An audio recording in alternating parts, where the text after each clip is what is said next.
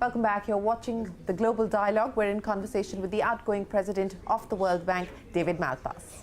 Let's address the issue of debt resolution, because that is something that you're here to focus on. The good news is that China's at the table.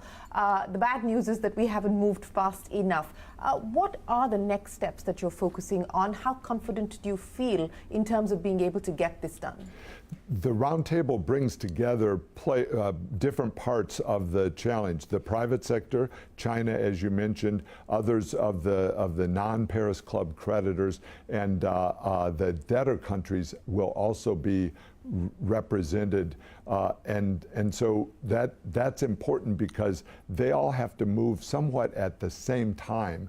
And so critical on this is to have a faster timetable for reconciling the debts of the various players. That's been taking a long time within the debt restructuring process. So reconcile the debts, agree that what you're trying to do is have comparable treatment across the various creditors, and then find ways to resolve some of the barriers. I'll give you one example that some of the contracts have penalty interest within them. And so how are you going to handle that if you have a standstill, which has been working for countries? That means stop paying the debt now, work with your creditors in order to work to get a favorable workout where everyone can find a path forward. But blocking that is the risk that there would be penalty interest, meaning a super high interest rate on the deferred amounts of the debt. So these are detailed issues, but they have to be resolved as the restructuring process comes together. On China, important is they are still including non-disclosure clauses in some of their contracts. That makes it very difficult to do the restructuring. They take collateral, which is not really necessary, and also escrow accounts. So these techniques of the lending techniques, I think, can be improved in a way that really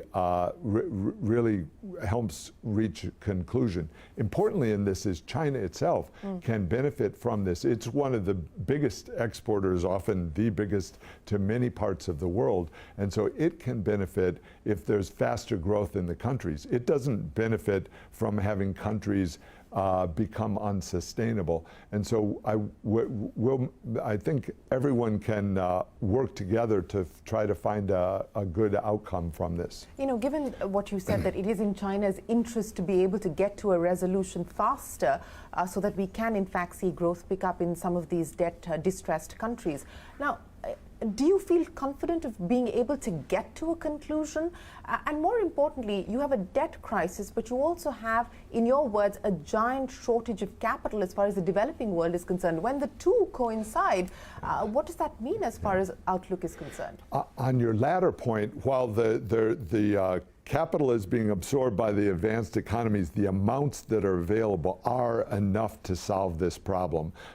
China has done very well with its economy. It's got enough resources to be able to deal with this problem. So that shouldn't, and that's true of the other creditors as well. The private sector creditors are well funded. They're often based in New York, in London, and they can also find ways to absorb change within these debt structures. What we're talking about sometimes is extending the maturities of the debt at a very low interest rate for a long period of time, so it gives breathing room to the creditor, to the debtor country, to actually make the changes needed to grow into the future. So I think there are the elements to make it work. I had a very good meeting in China in December. Kristalina Georgieva, and the IMF director, managing director, and I had a dinner with China Exim Bank and China Development Bank, and we discussed these terms and what steps are needed or that China could be taking in order to facilitate the process. And the premier, Li Keqiang of China, I saw very much the opportunity for China to make more progress. So I'm hopeful that we can put this all together this week in the roundtable. Well, that's important that you believe that there could be a positive outcome at the end of the meeting here in Bengaluru. Yes, the elements are there, and we'll have to see how the discussion really goes at the table. You know, it's very important France's role in this because it's the chair of the Paris Club. Under the current circumstances, many of the debtor situations have actually a very small component that is Paris Club, but it has France has been the chair of the various creditor committees. So its role in this and its participation will be important in making it work and begin to get to conclusions for some of the countries. You know, one of the other issues that's up for discussion at the G20 is the evolution of multilateral development banks like the World Bank. And, you know, the call for reforms has been on for a while now, but both in terms of outreach, in terms of financial capacity, you've been talking about how the bank has evolved. What do you see as the next steps as far as the bank's own evolution are concerned? There's a huge amount of work done in the World Bank, but I think in the development community as a whole, of how to make the institutions more effective. I welcome that and have embraced that process. And so we're going through each part of the process. What is the mission? How can the mission clearly absorb and take account of the need for global public goods? That's in the climate space, but in other areas as well. That's the reality that countries benefit from what happens in other countries. So how do you encourage that in terms of global public goods, and especially in emission reduction in terms of carbon dioxide? A second phase is, or a second pillar of the exploration going on now, and I should note, it's being led by our board of directors, and they represent the shareholders of the World Bank. The second phase is operations. How do you make them more effective? How do you bring in all of the various tools that can be brought together? And then third is this issue of resources. Can the bank better mobilize its own balance sheet, and then also bring in resources from the rest of the world in order to deal with global challenges?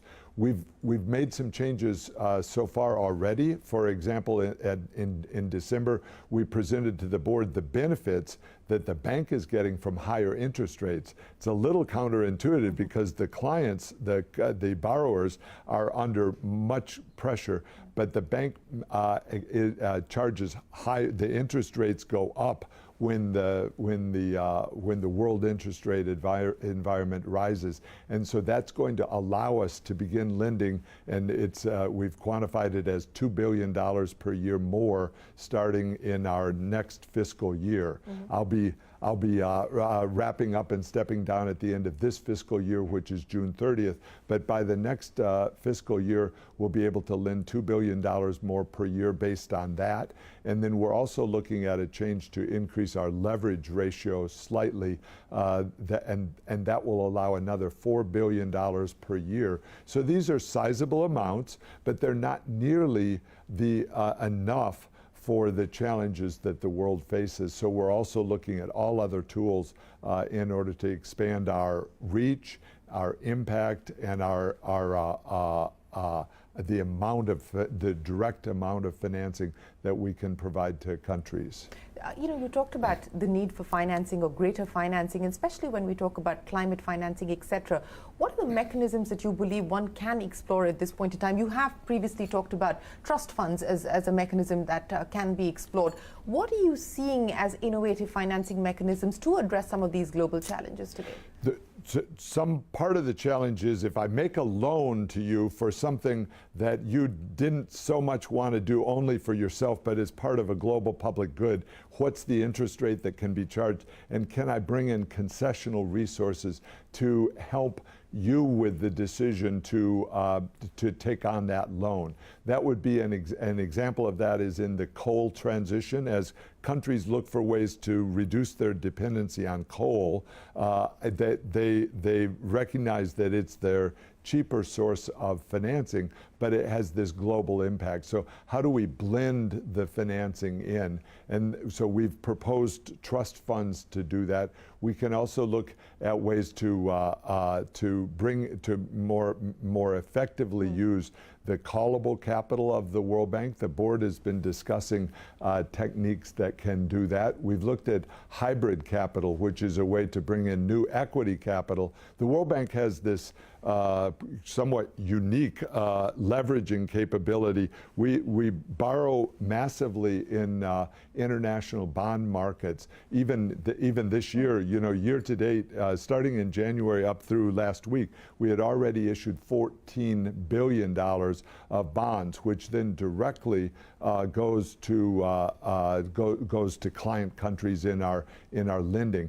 Even our concessional fund, IDA, which is so important for the 75 poorest countries, IDA itself has been successful in issuing bonds in international markets. So these leveraging techniques can be expanded, can be looked at as ways to effectively use global resources. If you look back, the World Bank has this track record from 1944 to present. The entirety of the paid-in capital, the actual cash that's gone into IBRD, it has only been some $20 billion. And from that, the lending of the World Bank became $840 billion. Actually, now it's $860 billion. So from that initial corpus of paid-in capital has come this giant amount of leveraging. So we're looking to use those techniques as broadly and effectively as possible, including for global public goods. Mm-hmm. As we look at the world today, and we continue to see some of the challenges that we've already spoken about, high interest rates, inflation, debt, the war in Ukraine continues, no signs of that de-escalating at this point in time. What are you most concerned about, including, of course, a large part of the world moving towards more and more protectionist policies, trade policies? Well, you mentioned a bunch of concerns. We've been talking about the debt of the poorer countries or of developing countries, but really for the world, one of the giant challenges is the debt of the advanced economies. This is the fiscal deficits that are so large. I need to note, India itself has still a sizable fiscal deficit. It's coming down in the current budget from 9% down somewhat, but it still is large by developing country standards.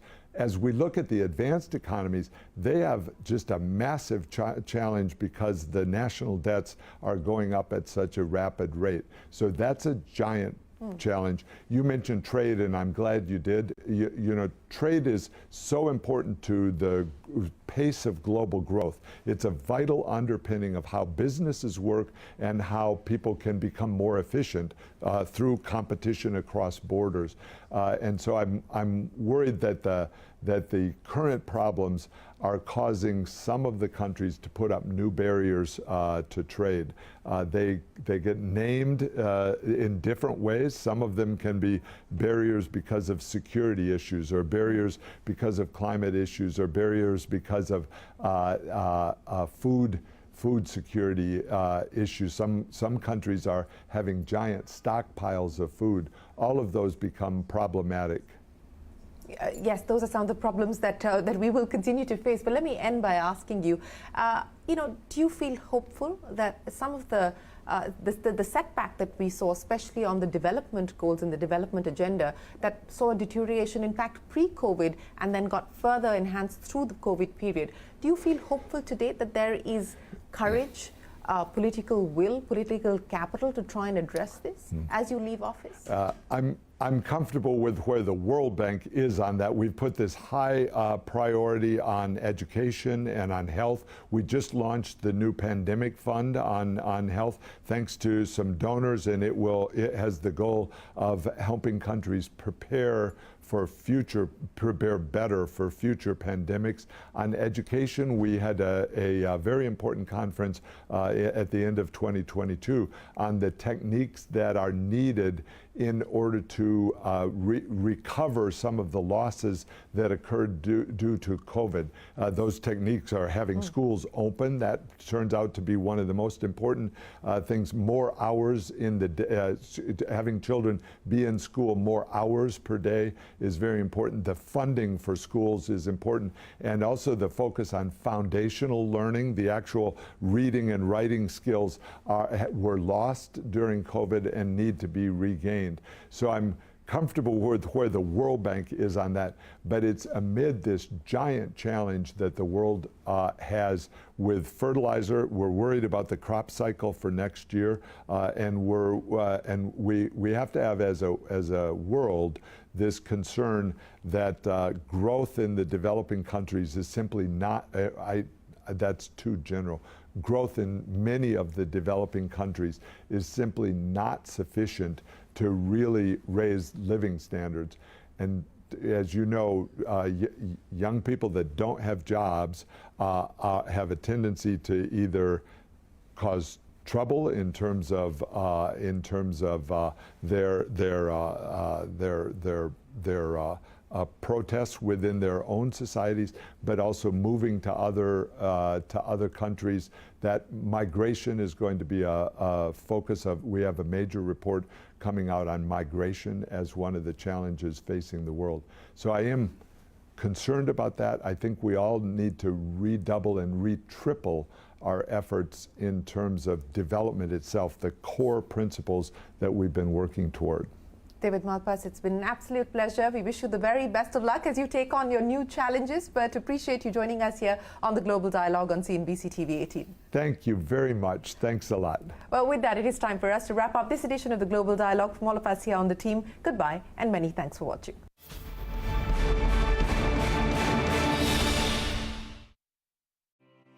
MCX Zinc Mini Futures Contract